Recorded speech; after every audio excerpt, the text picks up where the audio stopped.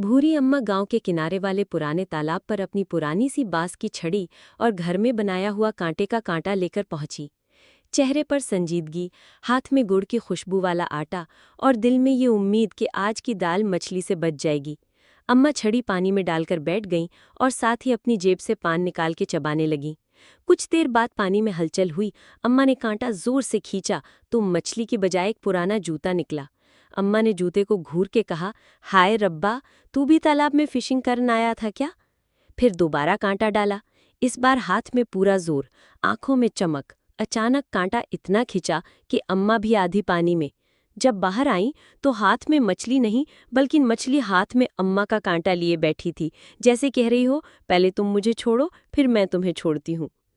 आखिर में अम्मा ने मछली को देखा, मछली ने अम्मा को देखा और दोनों ने दिल ही दिल में फैसला किया कि आज की जीत मछली की है। अम्मा घर आईं और सबको कहा, आज हम दाल ही पका लेते हैं, मछली तो हंसी भी उड़ाती और जीतती भी है।